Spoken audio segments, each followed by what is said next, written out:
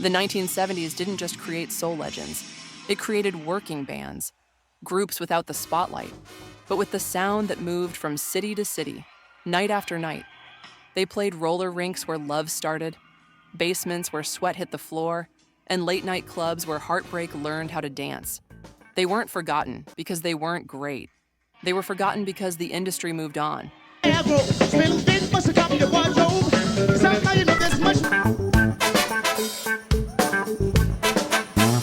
Today on Groove Lens, we're uncovering 12 underrated R&B and soul bands from the 1970s.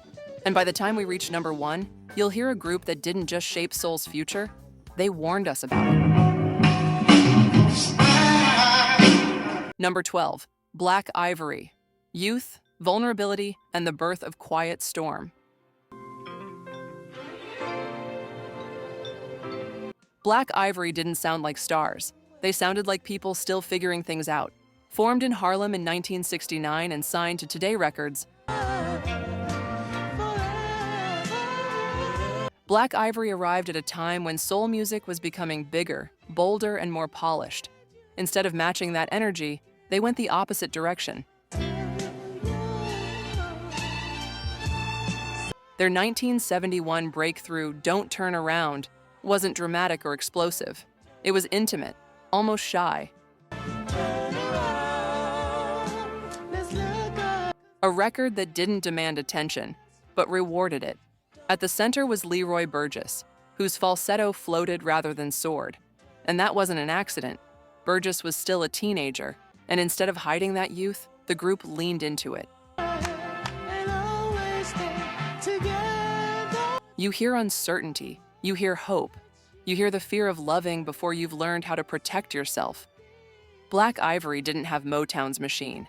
They didn't have crossover marketing. They had emotional truth. Picture a small New York lounge, lights low, glasses clinking, couples leaning close. Black Ivory's harmonies aren't filling the room. They're wrapping around it. Years later, when Quiet Storm became a format, Black Ivory's DNA was already there. Soft edges, emotional honesty, romance without bravado. They didn't chase timelessness. They stumbled into it. Number 11, Creative Source.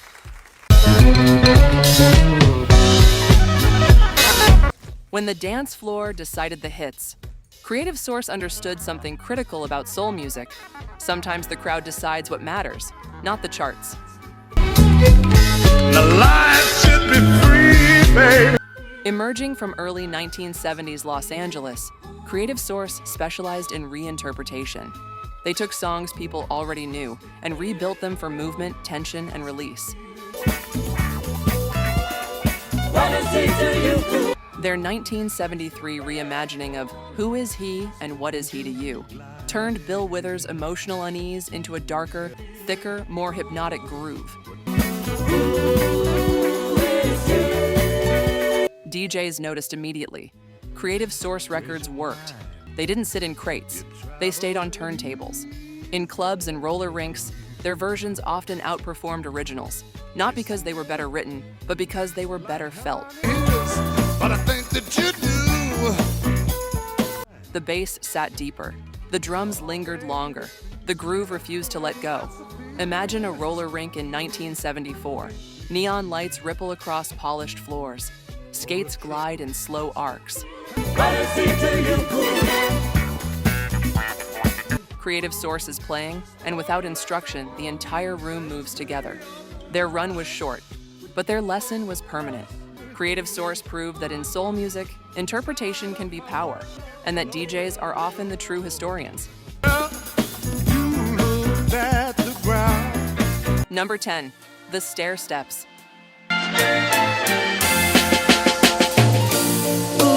Before stardom, there was reassurance. Before pop culture crowned the Jackson 5, the Stairsteps were already showing what family harmony could mean. Rooted in Chicago soul and led by Clarence Burke Jr., the group specialized in warmth and emotional guidance. Their defining anthem, Ooh Child, arrived during national uncertainty, and it didn't distract people from reality. It comforted them through it. Ooh, child, things will get brighter. The song wasn't flashy. It was patient.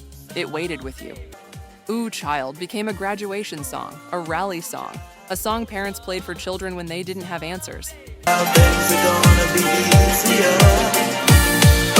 What many forget is how adaptable the group was. As the decade shifted, the Stairsteps evolved into the Invisible Man's Band, embracing funk and disco while keeping their soul intact. Even George Harrison recognized their musical depth, collaborating with them during his post-Beatles creative explorations. The Stairsteps didn't dominate pop history. They lived inside people's lives, and that's a different kind of immortality. Number 9. Mandrill.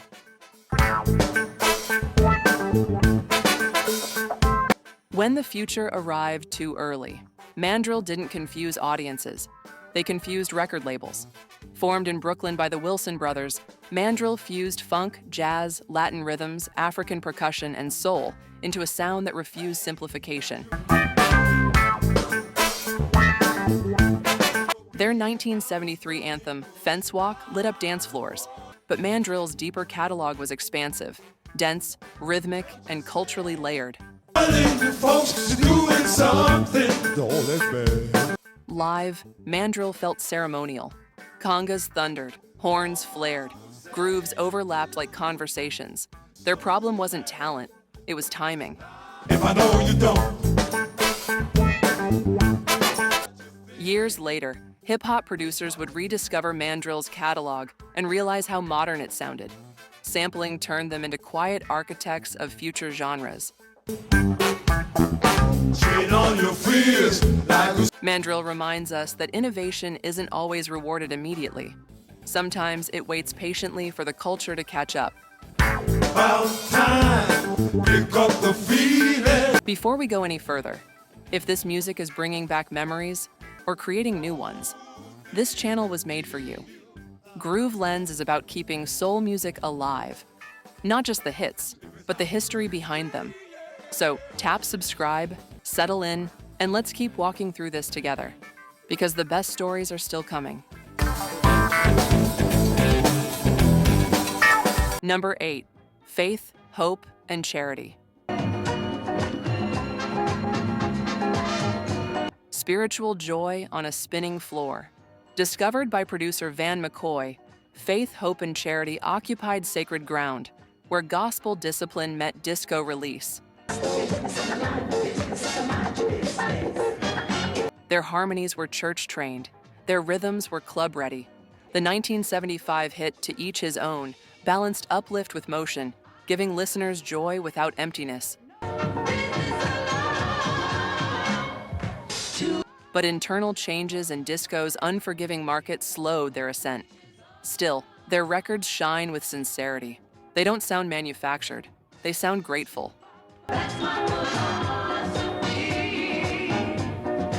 Faith, hope, and charity remind us that disco didn't abandon soul. It carried it into brighter rooms, under spinning lights, with hands in the air. Number 7, The Dramatics.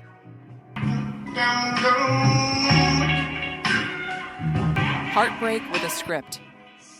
The Dramatics didn't approach soul music as entertainment. They approached it as theater. Coming out of Detroit in the early 1970s, they understood that heartbreak wasn't just something you felt. It was something you experienced, moment by moment. Their records didn't rush emotions. They let them unfold, scene by scene. With commanding voices like Ron Banks and L.J. Reynolds, songs such as In the Rain felt less like singles and more like short films. There was always a setting, a mood, a sense that something had already gone wrong before the first note even landed. And that's what made them different. While Motown giants perfected polish and crossover appeal, the Dramatics leaned into raw confrontation. Their harmonies didn't soothe wounds. They pressed on them. They sang about betrayal, realization, and emotional collapse without softening the edges. Put on In the Rain Today, and the imagery still hits instantly. A Detroit street, nighttime, streetlights glowing through mist, headlights cutting across wet pavement. You're standing still while the world moves past you, carrying the weight of something you can't fix. The dramatics may not have dominated pop culture, but they became specialists in emotional realism. And for listeners who wanted soul music to tell the truth, they were indispensable. Number 6, Slave. I just want you to hang on. Funk you could touch.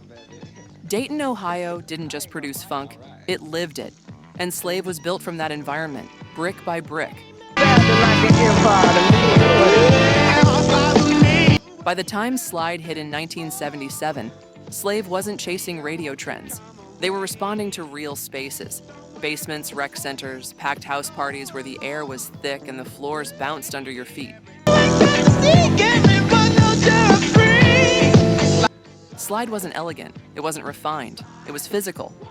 The bass didn't just play, it pushed. The rhythm section didn't invite movement, it demanded it. This was funk designed for bodies, not critics.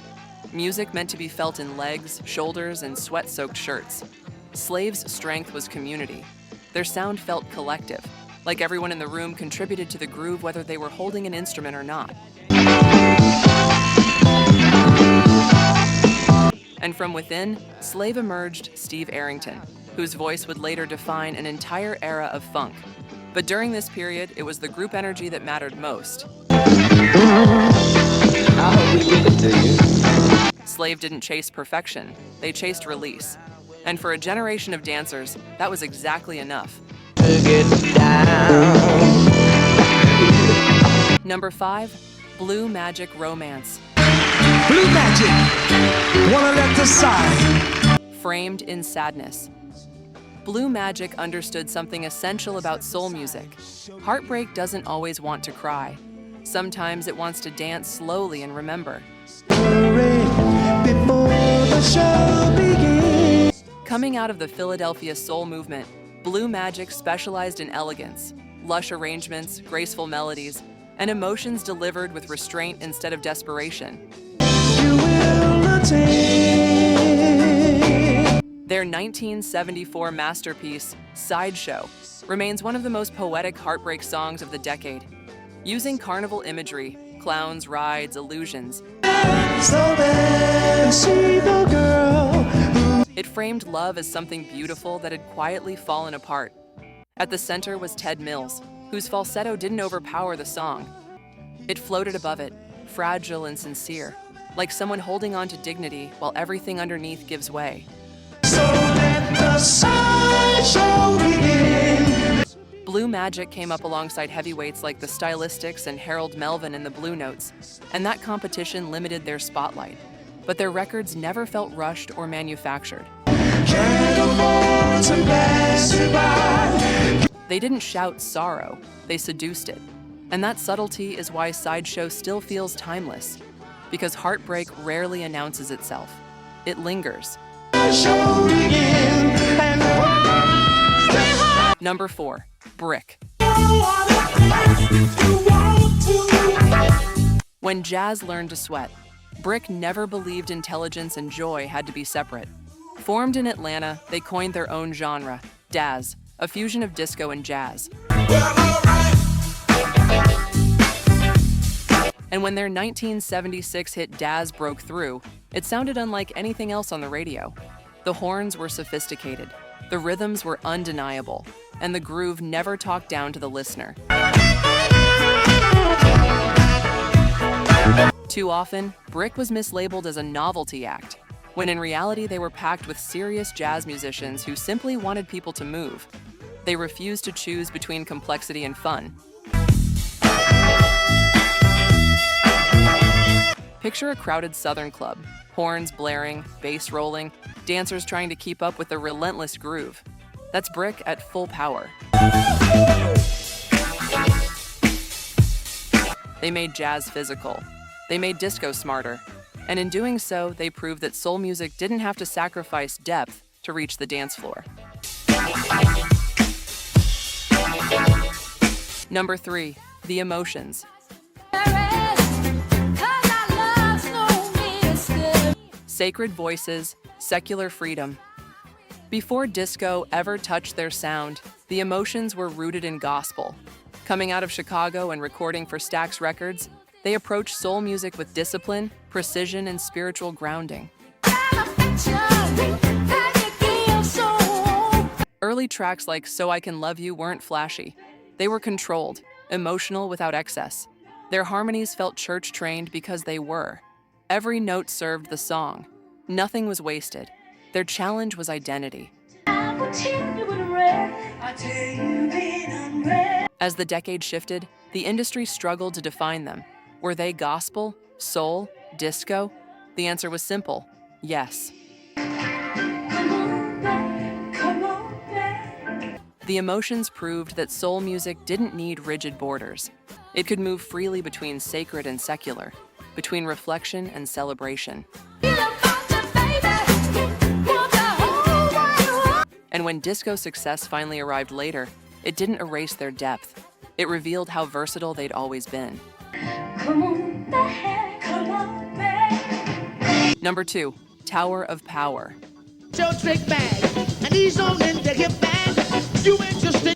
The muscle behind the music. Tower of Power's horn section didn't decorate songs, it powered them. Formed in Oakland, California, they became synonymous with precision. Tight arrangements, relentless grooves, and horns that hit like architecture instead of ornamentation.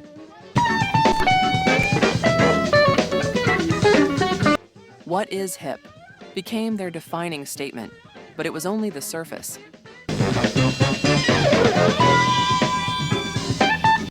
Behind the scenes, Tower of Power shaped the sound of the 1970s by backing and arranging for countless artists across genres. Their musicianship was so strong that it sometimes overshadowed their identity as a standalone band. They were everywhere, but rarely centered. Picture standing in front of that horn section live. The sound doesn't wash over you, it hits you. Tower of Power may have been underappreciated in the mainstream, but among musicians, they remain a gold standard.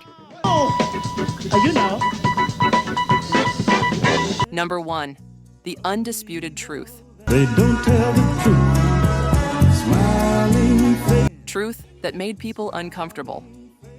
The Undisputed Truth was never meant to be safe. Smiling faces sometimes. Created by producer Norman Whitfield, they were Motown's boldest experiment. Psychedelic soul fused with paranoia, politics, and social unease.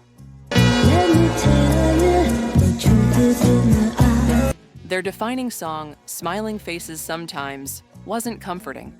It warned listeners about betrayal, deception, and the masks people wear. Smiling faces, smiling. The groove was hypnotic, but the message was chilling. Often, the Undisputed Truth functioned as a testing ground for ideas later handed to bigger acts like The Temptations. And because of that, they paid a price in recognition. So hear me when I'm saying. But listen closely today, and their influence is everywhere. Modern funk, neo-soul, and hip-hop all carry their fingerprints. Jealousy, misery. They weren't built to soothe audiences. They were built to expose reality. And that courage is exactly why they belong at number 1.